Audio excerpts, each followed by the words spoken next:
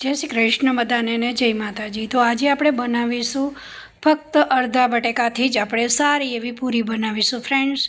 તો video skip ના કરશો, લાસ્ટ તક જોશો તો તમને ખબર પડશે કે આ પૂરી એકદમ રૂ જેવી ફૂલેલી કેવી રીતે બને છે।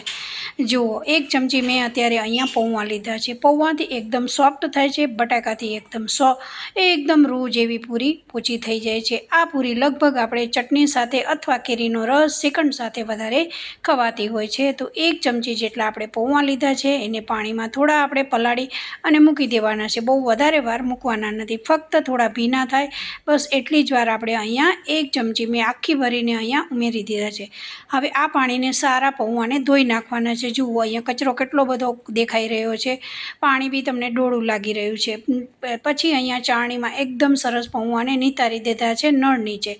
હવે આપણે આને થોડા કોરા કરીશું, બિલકુલ પાણીનો ભાગ ના રહે એનો પ્રયત્ન કરવાનો છે। હવે મારી પાસે અહીંયા એક મોટું બટેકું હતું, પણ મારે એટલા બટેકાની જરૂર નહોતી, તો મેં અહીંયા મારા માપ પ્રમાણે અડધું બટેકું લઈ લીધું છે। તમે કેટલી ક્વોન્ટિટીમાં બનાવતા હો એ પ્રમાણે તમારે માપ લેવાનું હોય છે। તો અડધા બટેકાને છાલ કાઢી અને સારું એવું પીસ કરી દીધેલા છે। ત્યાર પછી એક મિક્સર બાઉલ લીધું છે, એમાં પૌવા સારા એવા કોરા થઈ ગયેલા છે, બિલકુલ પાણી નથી, અને આપણે એમાં બટેકાના પીસ ઉમેરી દઈશું। બિલકુલ કાચા બટેકા લેવાના છે, કોઈ અહીંયા બટાકાને બાફવાની જરૂર નથી, ફટાફટ આ તૈયાર પૂરી થઈ જતી હોય છે। એમાં તમારે મસાલો કરવો હોય તો મસાલો બી કરી શકો છો, સિમ્પલ બી બનાવી શકો છો। એક મરચું લીધું છે, એક લસણની કળી અને એક આદુનું પીસ લીધું છે। 3 વસ્તુ ઉમેરી અને સારી એવી પેસ્ટ આપણે તૈયાર કરી દીધી છે, પૌવા, બટેકા અને આ રીતે। આ એક જાતનો નાસ્તો છે જે સવારમાં બી આ પૂરી ચા સાથે બહુ જ સરસ લાગતી હોય છે। તો જરૂરથી આ વિડીયો જોયા પછી બનાવજો। હવે આપણે મિક્સર બાઉલમાં જે આપણે ક્રશ કર્યું છે એક બાઉલમાં આપણે લઈ લેવાનું છે, કારણ કે જે બાઉલમાં તમે લોટ બાંધતા હો એમાં જ તમારે અહીંયા કાઢી લેવાનું છે। હવે આપણે આને થોડું ફેટવાનું છે। ફેટવાથી શું થાય છે ફ્રેન્ડ્સ, એકદમ ફ્લફી થઈ જાય છે। જે આપણે મસાલો કર્યો છે એ મસાલો એકદમ સારો એવો મિક્સ થઈ જશે, અને કોઈ બી થોડા ઘણા બી અહીંયા લમ્સ રહ્યા હશે, કોઈ પણ જુઓ તમને લસણ કે આદુ મરચાં થોડા મોટા રહી ગયા હશે તો તમને અહીંયા ખબર પડી જશે। તો હવે આપણે અહીંયા મસાલો કરી દઈશું ફેટ્યા પછી। અડધી ચમચી લાલ મરચું નાખ્યું, અડધી ચમચી ધાણા જીરું નાખ્યું છે, 5 ચમચી જેટલી હળદર નાખી છે। અહીંયા તમને પસંદ હોય એ સ્વાદ અનુસાર બધા મસાલા તમે કરી શકો છો, જે તમારા ઘરના સભ્યોને પસંદ હોય એ સ્વાદ અનુસાર મીઠું, આખું જીરું નાખ્યું છે અને અજમો નાખ્યો છે। અજમાની ફ્લેવર આ પૂરીમાં બહુ જ સારી લાગે છે, ઘરના સભ્યોને પસંદ હોય તો જરૂરથી તમે ઉમેરી શકો છો। જુઓ, સરસ આપણે મસાલા કરી દીધા છે। ત્યાર પછી મસાલા કર્યા પછી ફરી બેટરને આ રીતે થોડું એકદમ મિક્સ કરવાનું છે। જેટલું મિક્સ કરશો એટલા જ મસાલા પૌવા અને બટેકામાં સારા એવા મિક્સ થઈ જશે, અને સ્વાદમાં પૂરી બહુ જ સરસ લાગે છે।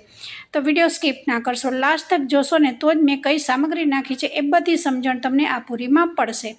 હવે જુઓ, સરસ આપણે મિક્સ કરી દીધું છે। ત્યાર પછી આપણે હવે લોટ નાખવાનો છે। 1 ચમચી જેટલો મેં ચણાનો લોટ લીધો છે। હવે આપણે અહીંયા બિલકુલ પાણીનો ઉપયોગ તો આપણે લોટ બાંધવામાં કરવાનો નથી। હવે 1 ચમચી જેટલો ચોખાનો પાવડર લીધો છે। જુઓ, એકદમ ફાઇન બજારમાં ચોખાનો પાવડર આ રીતે પેકેટમાં બી મોલમાં મળી જતો હોય છે। તો 1 ચમચી જેટલો મેં અહીંયા ચોખાનો લોટ બી લીધો છે।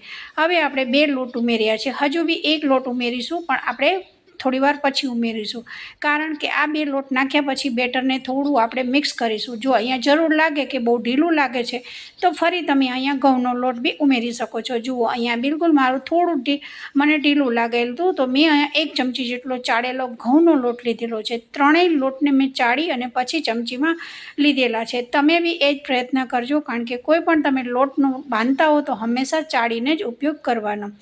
હવે જુઓ, સરસ અહીંયા એકદમ બાઇન્ડિંગ આવી ગયું છે।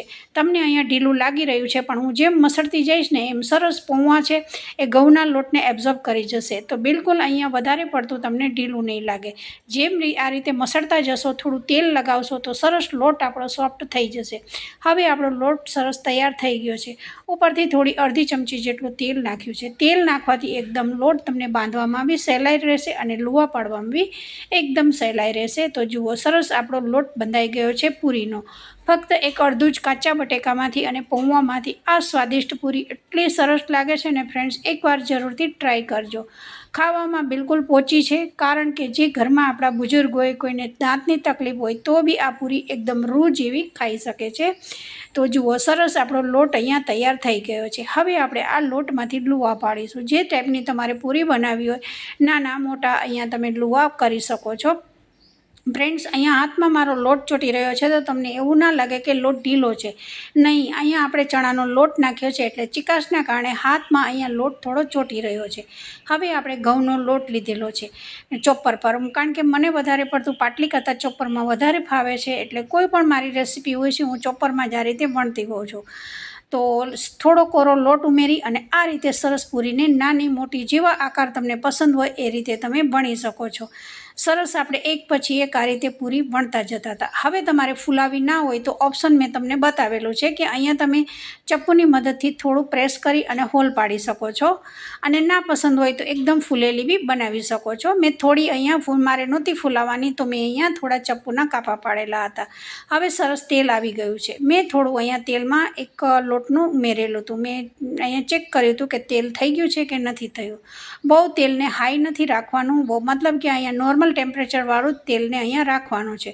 હાઈ કરશો તો અહીંયા પૂરી છે તમારી દાજેલી બનશે। જુઓ, ધીમી આંચ ઉપર જ હું આ રીતે લાલાશ પડતી પૂરીને બનાવી રહી છું, કારણ કે ચોખાનો લોટ છે અને ચણાનો લોટ છે, બે લોટથી એકદમ સરસ બાઇન્ડિંગ આવી જાય છે। અને બીજી વસ્તુ કે એકદમ ખાવામાં બી પૌવાને કારણે ક્રિસ્પી બનતી હોય છે અને એકદમ સોફ્ટ બી અંદર બનતી હોય છે। તો જરૂરથી વિડીયો સારો લાગે તો એક લાઇક કરજો।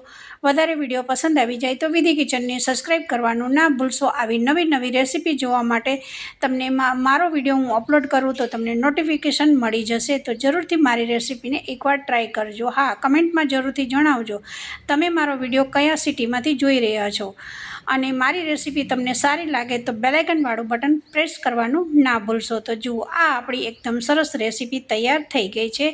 તો બધાને જય શ્રી કૃષ્ણ।